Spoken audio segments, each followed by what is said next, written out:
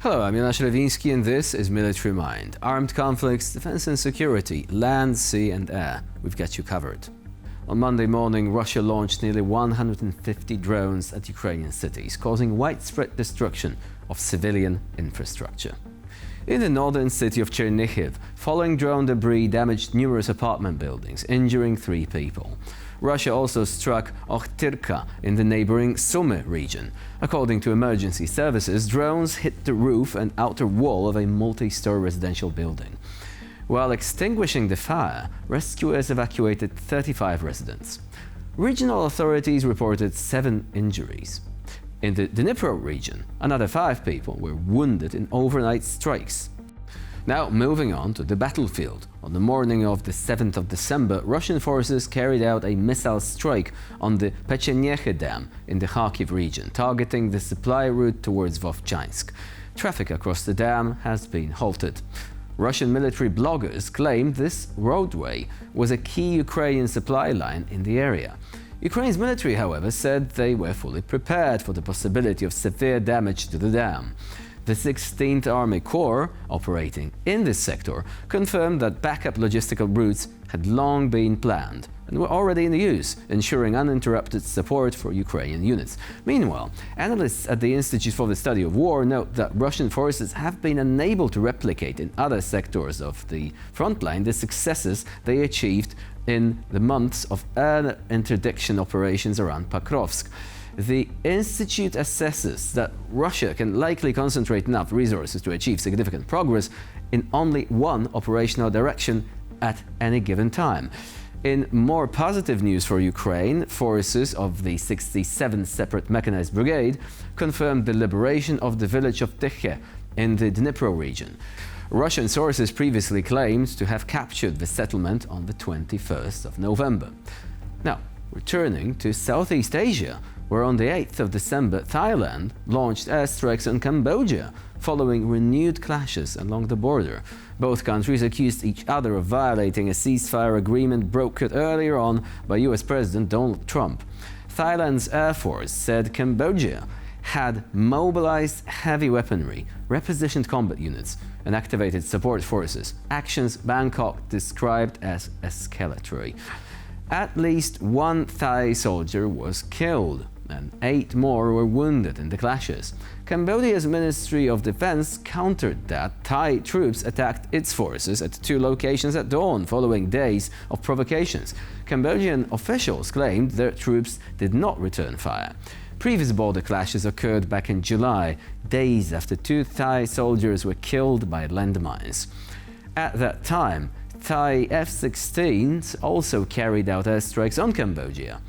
In October, both sides signed a declaration pledging to halt military action and re-establish good neighborly relations.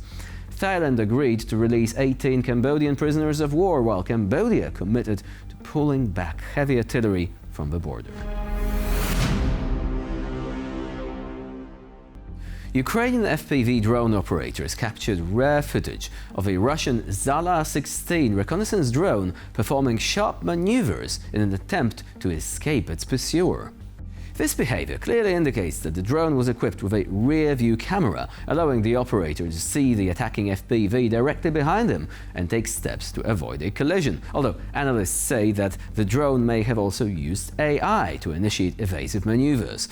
However, this time the technology and experience of the Ukrainian pilots proved stronger than the maneuverability of the Russian aircraft. The Zala sharply changed altitude, made turns and dives to the side, but the Ukrainian FPV relentlessly closed the distance, adjusting to each movement of the enemy.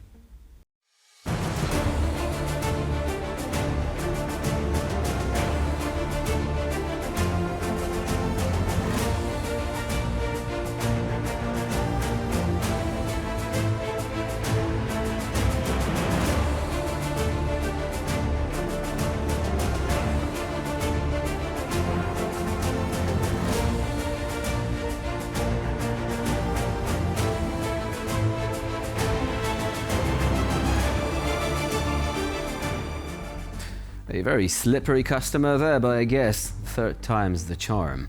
Now, moving on. Ukrainian FP2 kamikaze UAVs delivered a precise and demonstrative strike on one of the key industrial facilities in the occupied Donbass, the Alchevsk metallurgical plant in the Luhansk region. The attack destroyed nitrogen and oxygen tanks that powered the oxygen converter shop, the heart of the metallurgical production facility. The FP2 strike not only disabled the equipment, but also paralyzed one of the occupiers' largest industrial resources in Luhansk.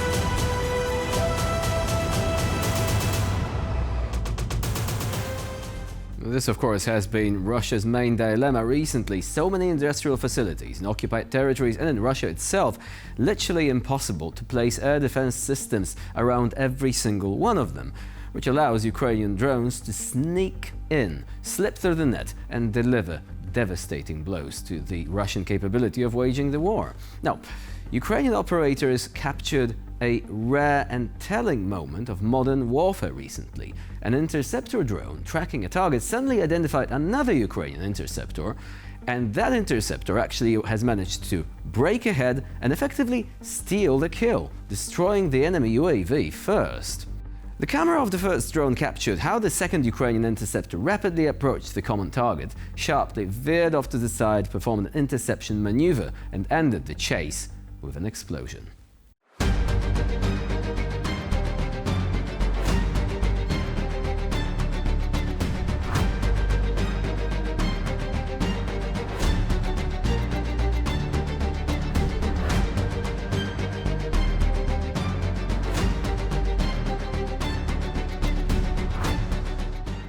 And it's worth mentioning, the interceptor drone industry is one of the most powerful military industries that Ukraine has right now. They literally pioneered these solutions. And now many European countries are actually interested in learning from those experiences. Because we can see these solutions are not just theoretical, they're not just on the drawing boards. They are being used on a daily basis with a great degree of effectiveness. Now, moving on.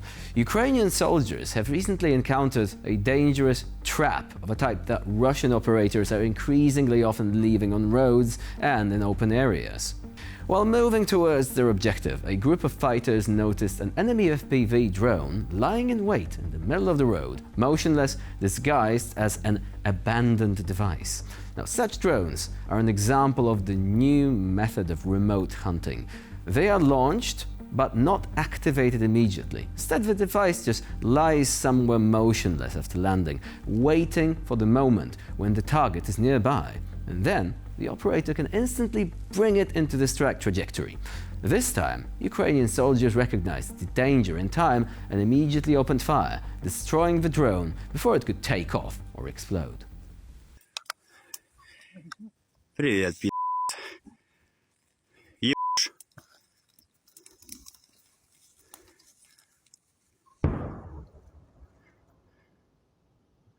Рога ебать.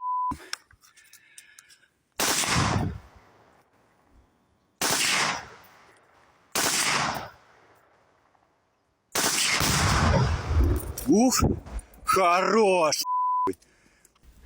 And with this, we conclude this edition of Military Mind. Please stay with us here on TVP World for more latest news and updates.